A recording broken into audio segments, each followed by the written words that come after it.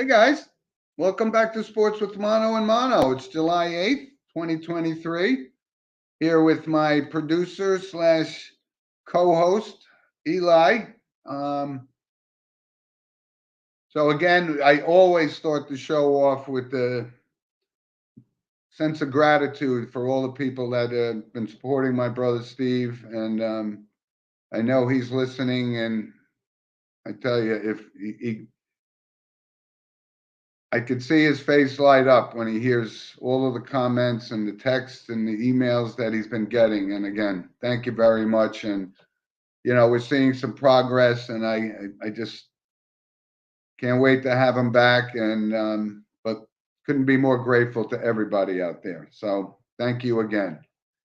And of course, as we start off our show, we start off our show with the monologue, which is sponsored by Coriano Trucking of Summer Hill, New York, and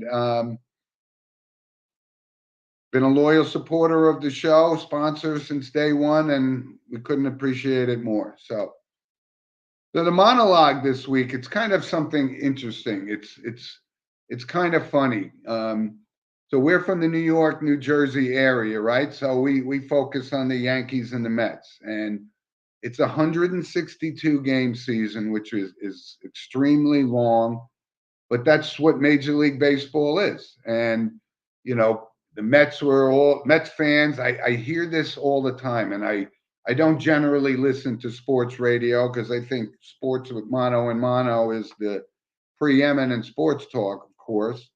But I just see so much flip flopping from these guys that have shows, and they talked about it, right? Everyone was optimistic about the Mets in the beginning of the season. They got Scherzer and Verlander, and they looked like they had all the pieces together, and they started off pretty good, and then they started to have trouble, and they got to like 7 games under 500.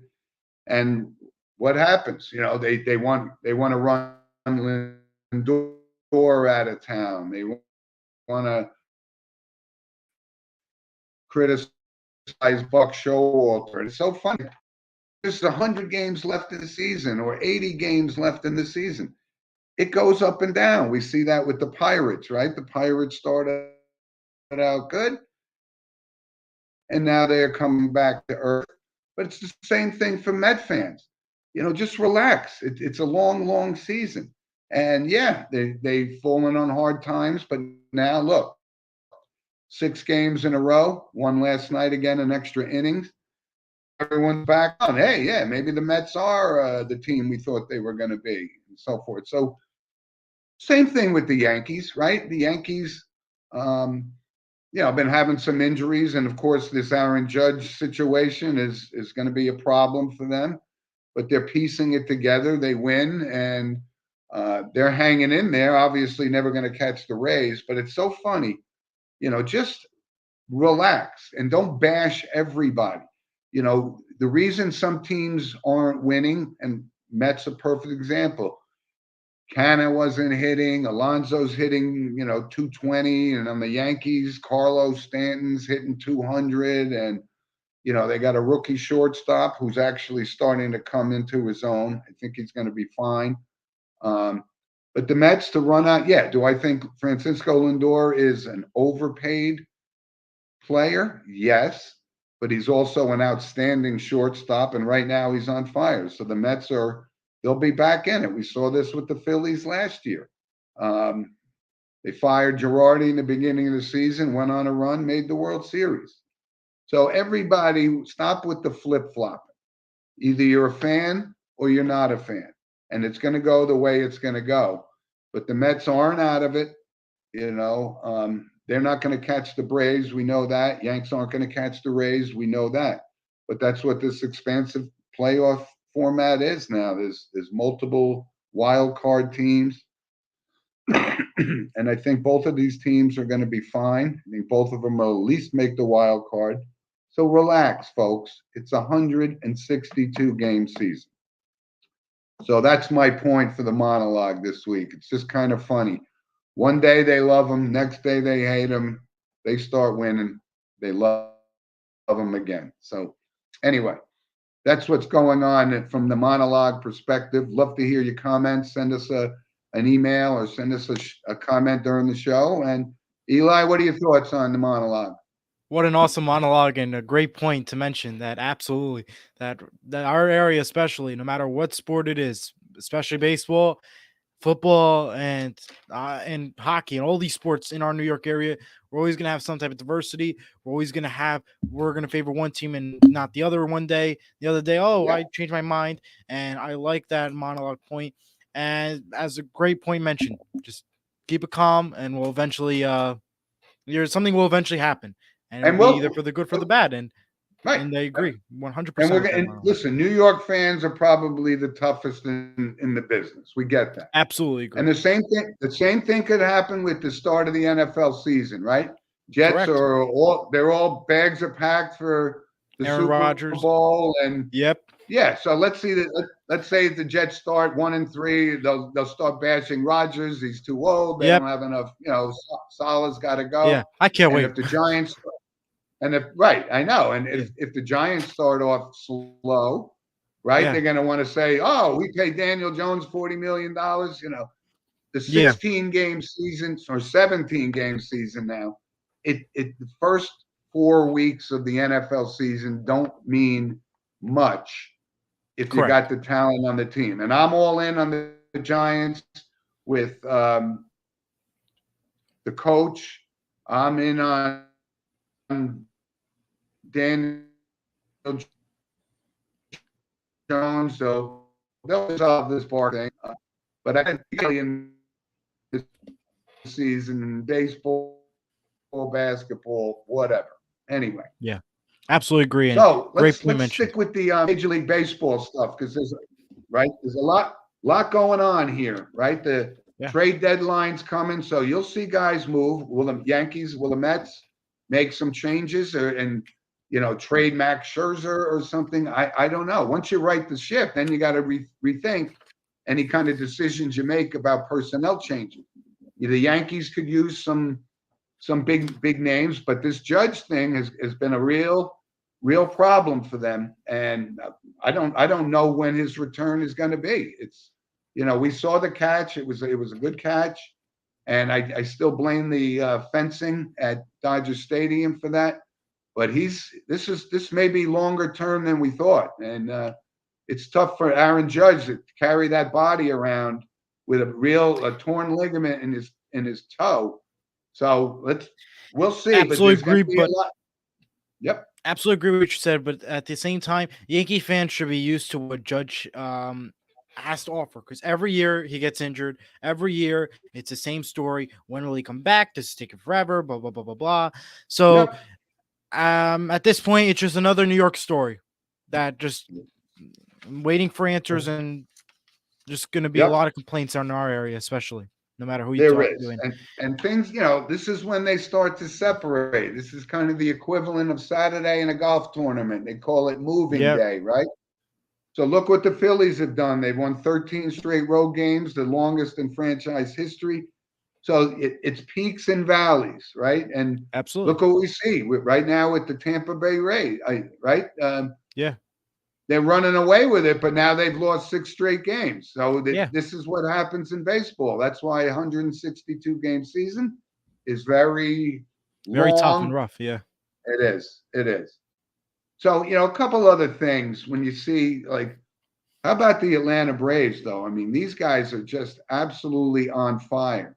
And they seem loaded. I mean, they just really seem like they're going to be hard to catch. But then it goes right into the playoffs, and anything can happen.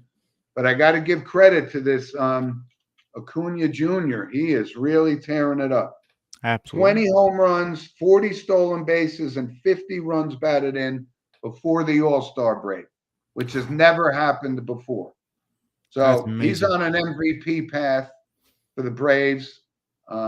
They got good pitching. They just got it all together. So they distanced themselves from everybody. But the good news for the Mets is because the National League Central is really mediocre, right? The Dodgers aren't even leading the American League. National League West. So there's so many things that can happen in the course of a baseball season. Couple other things I saw. I was watching the Yankees Orioles, and I didn't realize that James McCann is still playing Major League Baseball. And every time we've seen him for the Mets, he was hitting one something, right? He's an adequate catcher.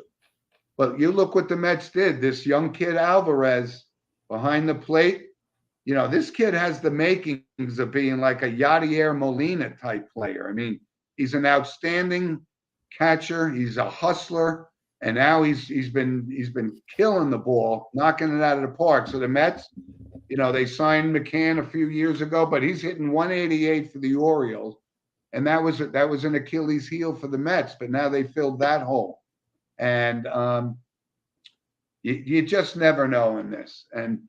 But the one other thing, I just can't see this Daniel Vogelback. It's the one thing about Buck that's driving me crazy, because I think Buck Showalter is one of the greatest managers of all time. But I don't know what he sees in this Daniel Vogelback. The guy can barely even swing the bat. He's so heavy. And it's crazy. Absolutely. Yeah, so you see these other guys, like I said, you single them out, right? The Padres, probably got the highest payroll in baseball. Well, maybe the Mets, but you have to produce. And some of these guys that are making tons of money are not producing. Yeah. So we're coming up to the All-Star break, generally considered halfway point, a little bit more than that in Major League Baseball. Yeah. An interesting thing with this home run derby, people always, over the past few years, right? When the home run derby first came out, you had all guys. I watched some highlights this morning of Ken Griffey Jr. and how good he was. And then we had this little period of time where guys wanted the rest rather than going into the derby. And now it's kind of tide has turned a little bit, right? And you got to Pete Alonso, and you're getting really quality major league players that want to do with this home run derby, which is kind of surprising. So that's a great bonus for Major League Baseball. And you got some guys, Mookie Betts, you got this Lewis Robert from Chicago, you got Julio Rodriguez. These are marquee kids in Major League Baseball. So, I mean, I wouldn't give you 5 cents to watch the home run derby, but this year I may. There's pretty good guys. Now you got to wonder, I mean, Alonso coming off that injury, whether this is a good move for them. I'm sure the Mets and Showalter aren't happy, but it's not their decision to do. But this guy wants to defend his title, so that's going to make it a real interesting home run derby. And that's Monday. So yes, that is Monday, 5 p.m. Pacific time, 8 p.m. Eastern on ESPN. It's Peter Alonso, Randy Arozarena, yeah. Arozarena, Mookie Betts, Adolis Garcia, Vladimir Guerrero Jr., Luis Robert Jr., Julio Rodriguez, and Ali Rutschman. Yep. And listen, this kid Adley Richmond is going to be a player for the Orioles, and that's why he's been the key to them keeping above water. And that's one of the surprise two teams. It's the Reds and it's the Orioles that are still hanging in there. So absolutely agree. Baseball season is, and how about this one kid? This kid for Cincinnati, Ellie Dela Cruz. Yep. I mean, this kid, he's a tall, lanky kid, but he's already a cocky kid, which is good as long as he maintains, some dignity, right? Yeah. And don't as a rookie, you're never supposed to show up a pitcher, but he's been on fire. Yeah. And probably maybe one of the leading candidates for Rookie of the Year if he can keep this going. But that's why the Reds are starting to put some players on the board, on the roster. And this kid's lightning fast, so this is good for Major League Baseball. He's a good-looking kid, good-looking prospect. Yep. Absolutely. And your entire All-Star Week schedule, just really read it real quick for everybody who's watching at home. Today's the Celebrity All-Star Softball game. That's 7 p.m. on Peacock, which is a streaming service, and they have Sunday MLB games, and everything's now transitioning over to Peacock. So get ready. And that's owned by NBC, by the way. July 9th, tomorrow, you have the MLB draft on the MLB Network and ESPN and ESPN Plus at 7 p.m. The Home Run Derby, Yep. 5 p.m. on the 10th on ESPN, and the All-Star Game on Tuesday, 8 p.m. on Fox. So big All right. weekend for All-Star, all happening in Seattle. And Yep. so a lot of fun in Very Seattle. good. Yeah. Thanks for the rundown on that, Eli. Good stuff. problem. Good research, right? So before we move off baseball, Yep. I forgot to mention, because I told you I was away last week and I forgot my notes, but I wanted to give a shout out to LSU for winning their College World Series. Oh, yeah, that's right. Good point. I forgot to You know? mention that. Yeah. And it was so kind of funny because it's a 2 out of 3 in the finals, and they got blown out by Florida by 20 more or more runs, and then they come back the next day and they win it. And this kid Tommy White for LSU was just tearing it up. And listen, good year for LSU, right? They win women's college basketball. They win the College World Series in baseball, and it was actually a good season, certainly for them. So things are pretty good at LSU. And that's kind of like Denver. Last year they had Colorado Avalanche. They got something to celebrate about last year, and this year they got Denver Nuggets. So the pattern continues. Congratulations to LSU. And did they play? I believe they played at Dodger Stadium, if I'm not mistaken, or was I wrong? Because I think no. Don't know. Okay. Well, would have been fun to see what their reaction was, especially everything that happened with Judge if they did play at Dodger Stadium. But the point is, great job to LSU, and let the pattern continue on. And can't wait to see what they have to insert. And wouldn't that be interesting if Brian Kelly can, because we talked about LSU 2 weeks ago about Les Miles and all the wins that had to be admonished or abolished, actually. So that was a good series to watch. College baseball is just as exciting. It's great.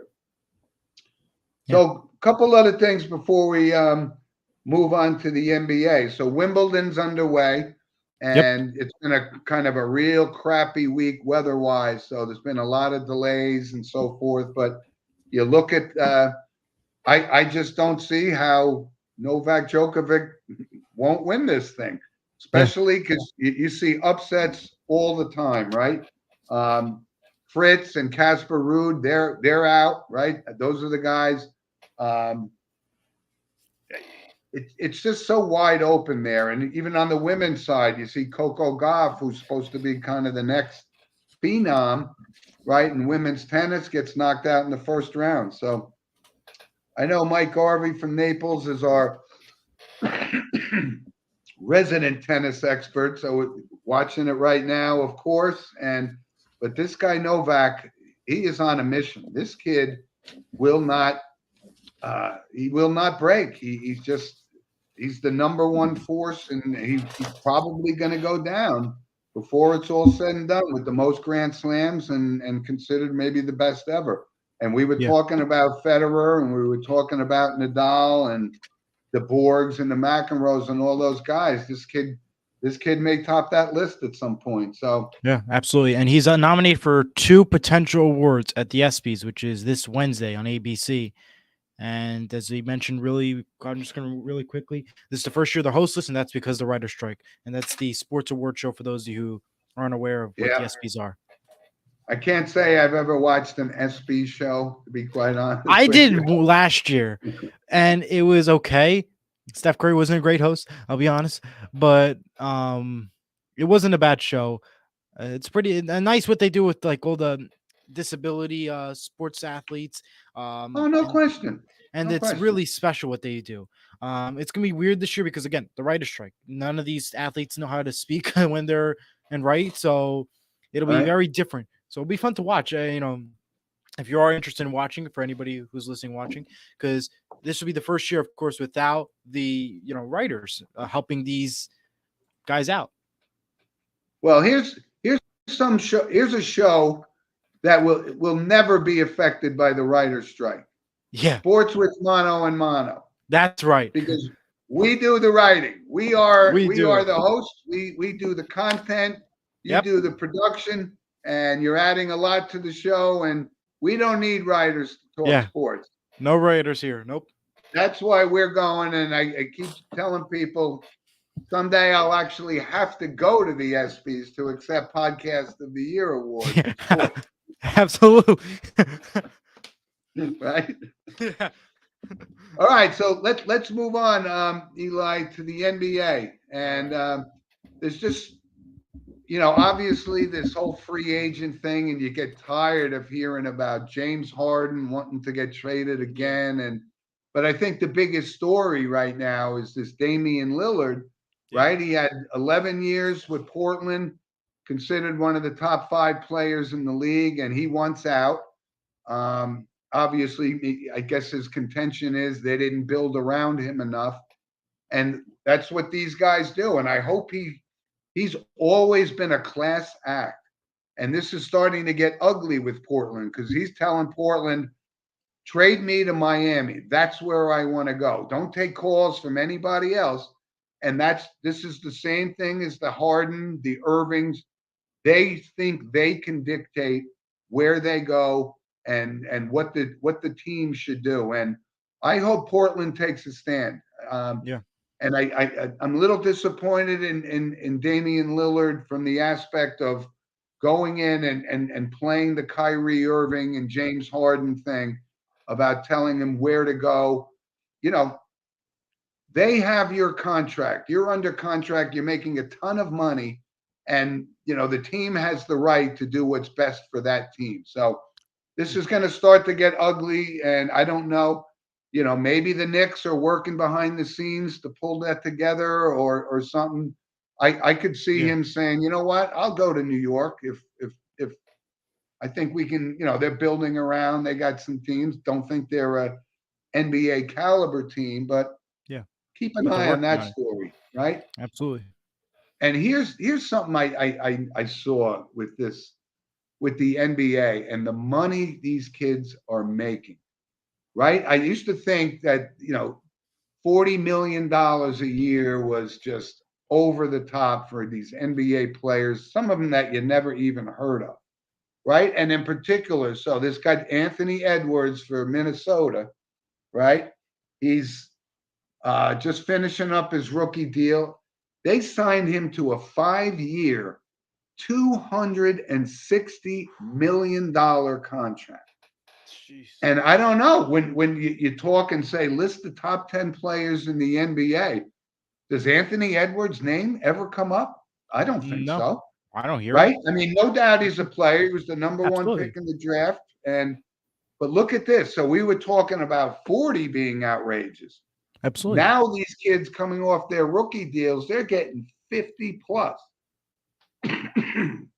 So if they're making 50 plus, how much should Giannis Antetokounmpo make? I mean, he's probably the best player in the game. Maybe Jokic now, but the money, it's a head scratcher for me of where it's coming from.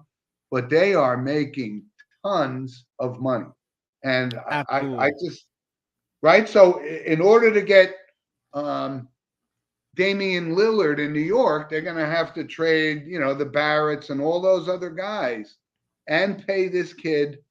What's next? 60 million? How much does LeBron How much James more do you want? make? Yeah, he makes a lot. Right. A lot that you can't count. That's for sure. And I never had a problem with guys like, we saw this, right? 2 weeks ago, we were talking about Draymond Green and Chris Middleton opting out of $40 million a year deals. And I know that was just an agent move. I said right from the beginning that Middleton will stay with the Bucks, and he is staying with the Bucks. So he got the money, he got paid, and Draymond Green thinks they got another shot at a run, right? Yeah, Golden State's time is starting to dwindle down a little bit, right? Curry's starting to get injured a lot more than he was, but he decided that's the best place that he has a chance to win an NBA championship again. And so he resigns. So all of this is just agents and, players getting together saying, we can dictate where we want to play. And again, so, hate to even bring his name up, Kyrie Irving. signs a 3-year deal, even though I don't even know if a 3-year deal means anything. These guys could To they these could guys, I don't think it means anything to them, a 3-year deal. Now, is that potential goodness? Depends on how the team is. Obviously, Kyrie Irving, he isn't a person where I'll say, okay, great chance of winning an NBA championship. I don't see Yep. that in him nor the team in their success. That's kind Yeah. of like how like Aaron Rodgers is with the Jets. I don't think they're going to win a Super Bowl, regardless of how good he is. So that's just my point being that you could regardless of contract, it depends on who you have on the team and how well of an attitude that player has and how well maintained he is. Is he cocky? Is he not cocky? That's comes down to it at the end of the day. And Yep. it's in the NBA, every story changes daily. Yes, it does. Yes, it does. And another point. Go ahead. Go ahead, Eli. Another point I want to bring up: the NBA Summer League. It started the other day. Yesterday was San Antonio Spurs. They won against the Charlotte Hornets 76-68. And a big surprise was Victor Wembanyama. He only scored 9 points, had 8 rebounds, 3 assists, and 5 blocks, which was showing his nervousness on his side of it. Okay. Complete nervous was basically everything that happened here from what CBS is reporting. It's a little shocker because for being a number 1 pick, I know it's only Summer League. I know it's not supposed to be like a big competitive thing, but it's a little shock because you were coming out number 1 pick just 2 days ago saying you're being the best of the best. And then you had that kind of performance. Like my sister does better than that. Listen, I mean, you gotta realize the kid's only 19 years old. I agree. Absolutely. Right. And he's not NBA starting center, Absolutely. He's thin as a rail kind of thing. So they got to fill him out. And yeah, a 7-foot guy misses a dunk. How often do you ever see that? Right? Yeah. You think you would be the tallest, that you would have the advantage. Nope. That's right. So and another story was Victor Wembanyama, security guard. I guess where they're playing in Las Vegas. Know. So, yeah. The whole Britney Spears thing. Yeah. They're seeking apologies now and everything. The whole story was released on TMZ the other day. I was like, wow, that's I actually saw the video, and she was chasing this guy down, and the guy didn't haul off, but that's what security is supposed to do. What they're supposed to do, yeah. You're not supposed to touch a professional athlete. Why you would, I have no idea. But beats me. And one other quick thing before we move off the NBA, and you can see this happening, right? The past couple of seasons, the Boston Celtics were a favorite to win the NBA championship, right? And they've come up empty.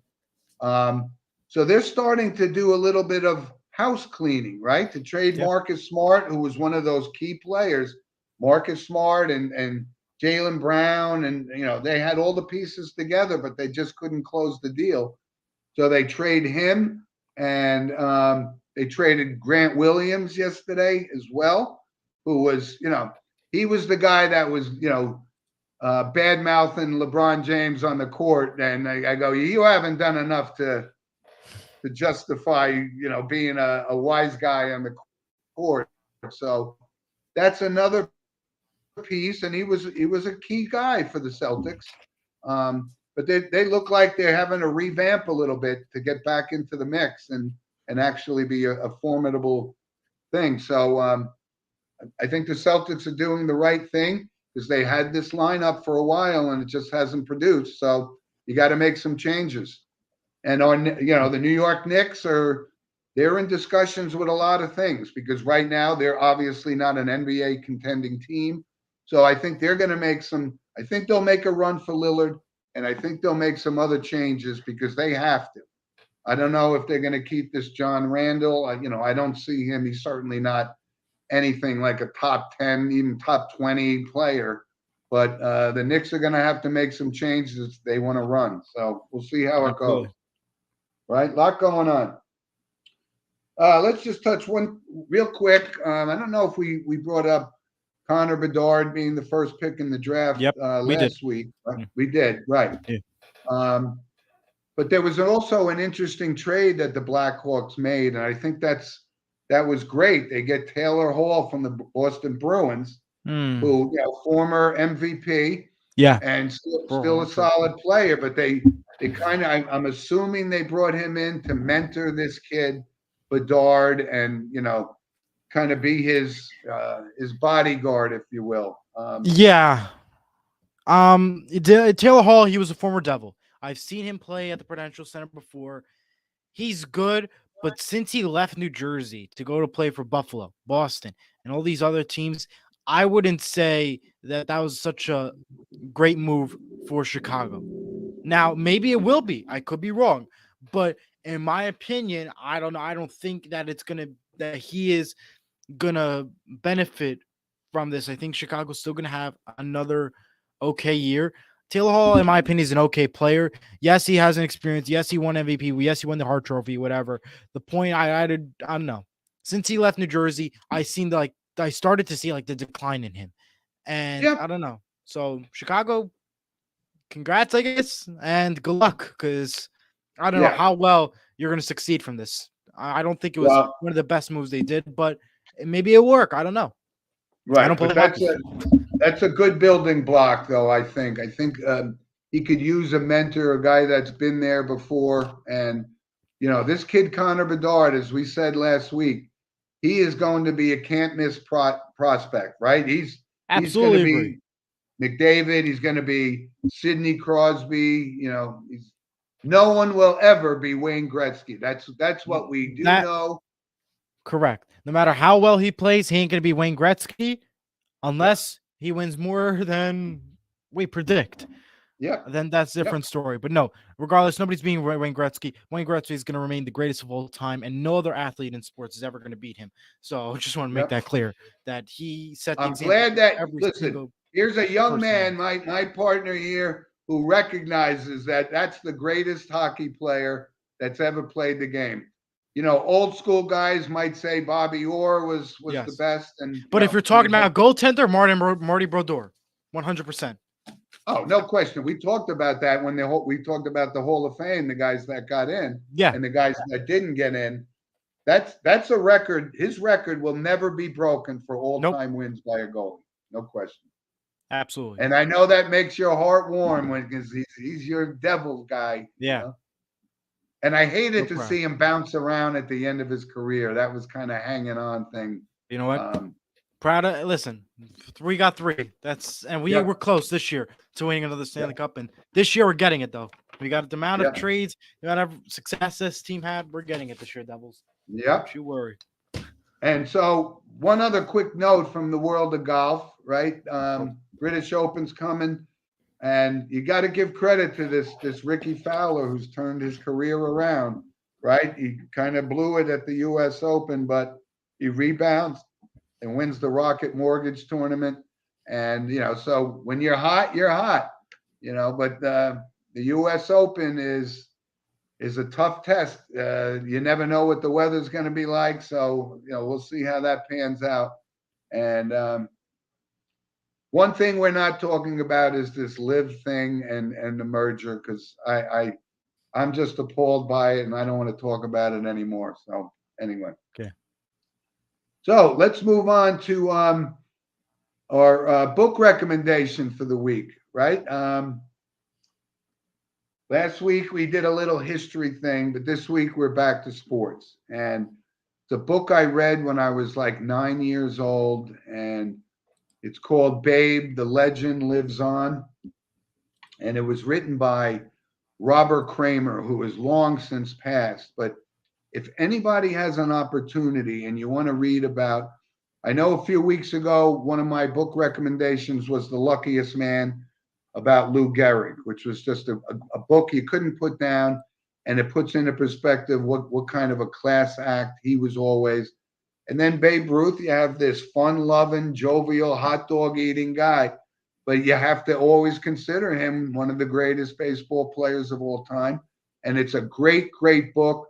There's some very, very cool pictures in it. And I'm bringing this up because I had a conversation with somebody yesterday about I've been to the Babe Ruth Museum in Baltimore, and because that's where he was from. It's an absolutely awesome book, and it came out I think in 1974. So I read it when I was 9, And I know I read it again when I was in my late 20s. That's how good a book it is. So it's Wow. highly recommended that you read that book. And yeah, I wish I had a picture. I don't have it, but if I had a picture, you'd see the cover. But some of the pictures inside of it are amazing. There's a picture of his father as a bartender, and you would think it was actually Babe Ruth himself. It's so Wow. talk about a father looking like looking like the Hmm. son, or the son looking like the father. Great book. Yeah. Um, so here's a good point because we're talking about Babe Ruth. So we have a little video clip I want to share with everybody. Yep.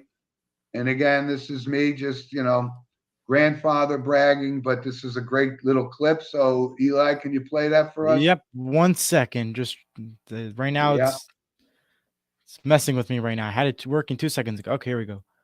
All right. Okay. Hold on 1 second. This is his little traveling team thing. So look at this. Crushes it. Crushes it. And he gets the run batted in as well. So Yeah, great job. just a little grandfather proudness there. So I appreciate Yeah. it. Not saying he's going to be the next Babe Ruth, but Yeah. but he's doing well for his traveling team, and I love you, Logs. Very good. That's great. So we move on to our random points of interest. Eli, I got a few things to say. This is, of course, sponsored by Lynch Toyota of Manchester, Connecticut. And again, when we talk about Corianos, we talk about Lynch as their loyal sponsors week after week, and we thank them very much. So it was an interesting thing I saw on this guy, Ish Smith. And I know I never had heard of him. And the thing is, he owns the distinction of playing for the most NBA teams in NBA history. He's played for 13 different teams. And you never heard of him. He's not a star player, but that's quite a career. I mean, somebody's always willing to take a shot on him. And what happens? He ends up winning a ring with the Denver Nuggets, right? Didn't Yeah. play much in the finals, certainly, but I thought that was Gets a pretty ring. interesting. When you get a ring, you shouldn't be complaining about where you are because you got a ring. I know. And that's just like me. For St. Mary's, when me and my friend Jack, we got to hold up the trophy. We don't play sports, we just broadcast the games, and we got to hold up their trophy. That felt amazing. Knowing that, Yep. even though you didn't have such a big role in it, you got the opportunity to do it. I'm not saying Yep. broadcasting not a big role, but I'm saying, for small school, you don't expect it to happen. So So there's the answer to a trivia question you can get at a bar or something. Who's played the most from the most teams in the NBA history? And the answer would be Ish Smith. Ish Smith. All right. We were talking just a minute ago about golf as the British Open is coming Yep. out. Notable, Sergio Garcia did not make the cut. He did not make it in qualifying. So, obviously he's on the back end of his career, and, he'll thrive on the senior tour, but he's not going to be there at Royal Liverpool next week. First time in, I think, 24, 25 years. Yeah. Just Amazing. a notable point. Mm-hmm. And I know we touched on this a little bit last week, Eli, but I saw some other names on this ESPN layoff thing. Yes. Couple of surprises to me. When we talk about the NFL draft, right? Who was two prominent guys on ESPN for years, right? Was obviously Mel Kiper Jr. and Todd McShay. Yeah. So don't worry about him. He'll have a Todd McShay podcast for this going forward. So Absolutely. all of those people, most of them are going to find homes somewhere outside of ESPN. And just to let everybody know, I mean, we all know he ain't going to be laid off, but Stephen A. Smith said he's not even sure if he's staying because of the way these layoffs have been. Obviously we all know he's staying because ESPN needs somebody to pay, and that's good. But he even said himself that he's not too sure. So although we know he's staying, just to let everybody know, he ain't safe technically. And remember, the Disney's goal was 8,000 layoffs. I don't think we've even met 1,000 yet. since January Yeah. when it all started. So just keep in mind about that, that there's still a lot more to go and a lot more could be affected still. Yeah. Well, and a couple other names that kind of stood out, right? Hasselbeck got tossed, and I think we mentioned Max Kellerman getting tossed. Here was another one, very interesting guy from a college football perspective. I always liked him. His insights were great. Gene Wojciechowski. Yep. That was a big name. So yeah, they're serious about cutting back because these people were making a lot of money. Yeah, and it's not them; it's Disney, and Disney owns them, Disney. so they have to fight for it. And one other guy that I found interesting, because it's a guy that I remember watching playing at Georgia, David Pollock, was an outstanding linebacker at Georgia, and I thought he brought great insight to, the pre-games of some of the big college football games. That was a big surprise to me. I really always liked David Pollock, but like I said, I've been a victim of downsizing, and most people throughout their careers will experience something like that. But I thought Wojciechowski and Pollock were two big names for college football. Speaking of that, I saw that Mark Ingram is retiring from the NFL, right? Yeah. Former Heisman Trophy winner. Had a very good career with the Saints and the Ravens and the Texans and so forth. But he's taking over for what I think is the worst college football pregame show on Fox, right? So he takes over for Reggie Bush, but the whole Leinart thing and Urban Meyer, I can't even look at. So that's an absolutely terrible pregame team.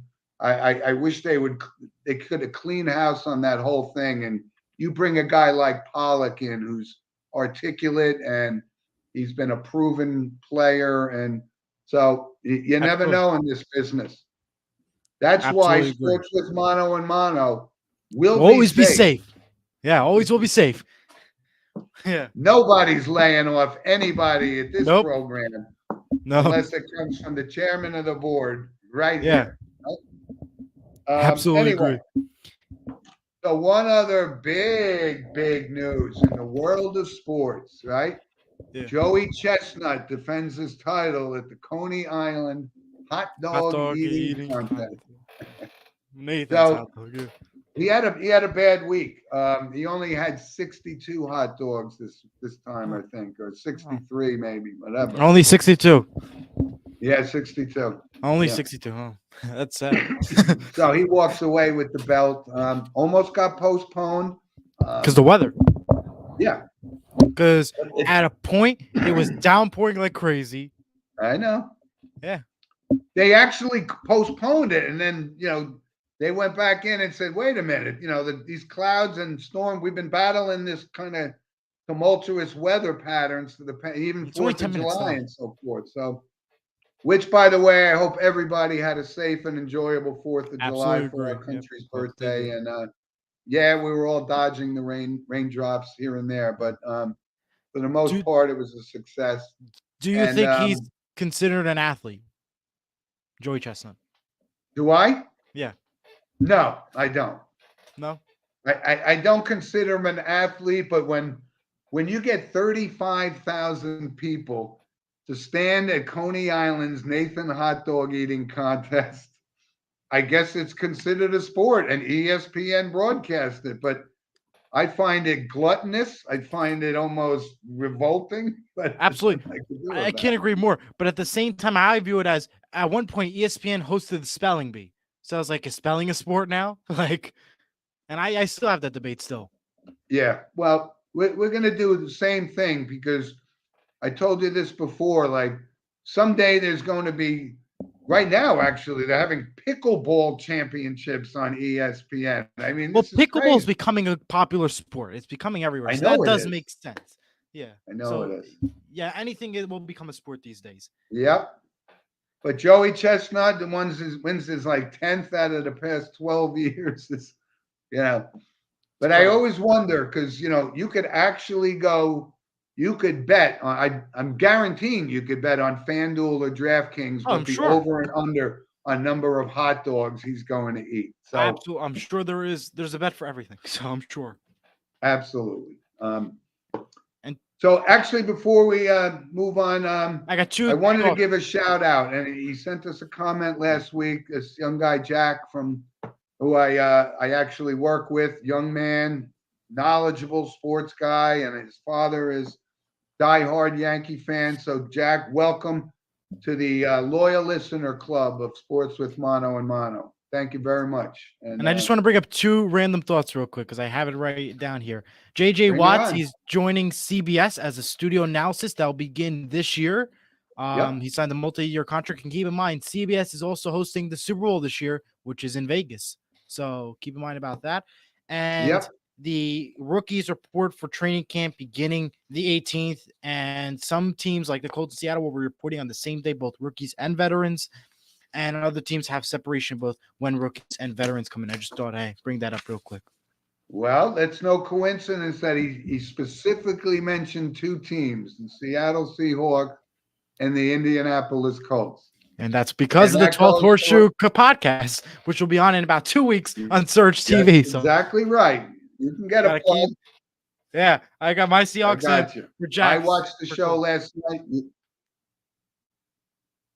I watched the show last night. Good job. Good job. Thank you. So from the notable passings, kind of a light week, which is always a good week. Of course. But Vince Tobin, 79 years old, former head coach of the Cardinals. And listen, he was a lifetime NFL guy. And, obviously he didn't win because he was coaching the Cardinals. And that's a team that has never won anything.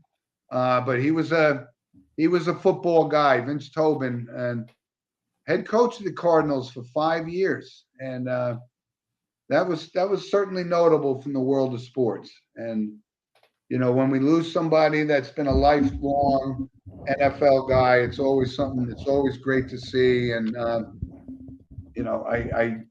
certainly would have been remiss not to mention Vince Tobin. And Absolutely. right, so that's a good thing that there's nothing else going on. So and I don't know if we mentioned this on the last show, but did we mention Darren Drozdov, Broncos defensive tackle and pro wrestler? He died at the age of 54. I don't think we mentioned the league, but I actually saw that, but I said I don't know how to pronounce his name, so I don't know that I could bring him up. But yeah, I tried. I had never heard of him, so that's why I didn't mention it last week. But I just saw it and I thought that bring it up for anybody else who watch. Of course. Yep. So that's good stuff. So you got anything going this week, Eli? I'm actually doing a sports broadcasting camp at Montclair State University this week, from Monday to Friday. It's 9 to 4. We're supposed to be taking a tour of MetLife Stadium. We're meeting broadcasters Kenny Albert and other big names out there. We're also meeting Seton Hall players. I did the camp last year. I definitely learned a lot, and that helped me motivate myself and become a better broadcaster for when I did baseball and basketball this year at St. Mary's.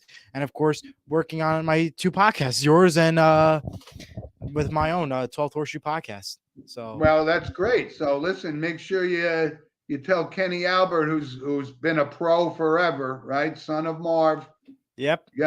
Give him a plug to the show, because like I said, he's been a lifelong professional for many years. So that's a good guy to have in your camp, right? So good luck with that. And thank you. Again, listen, everybody, I start and close again with gratitude for everybody's support for Steve. And like I said, Eli's doing a great job filling in. And hopefully Steve will be back with us at some point. But right now, again, thank you for everybody and all the support that you've given us. And like I said, I hope everybody had a great July 4th. We're getting into the dog days of summer and so forth. But it's really right now, it's baseball season, right? So well, now it's a break. All right, I'm going to ask you this. Who's going to win the home run derby? Everyone keeps saying it. I'm going to root for the New York team, Peter Alonso. Okay. All right. I'll take it. I'm going to go with New York. All right. I'm going to go for Julio Rodriguez to win it this year. All right. We'll see next know? show. Who's right? All Who's right. wrong? We'll take We a look will. at it. We will. All right, Eli. Thanks All for right. the show. Good Have a job. good one, everyone. Thank you again to all our loyal listeners. And we'll be back here same time next week. So enjoy your week. And thanks for joining us on the show.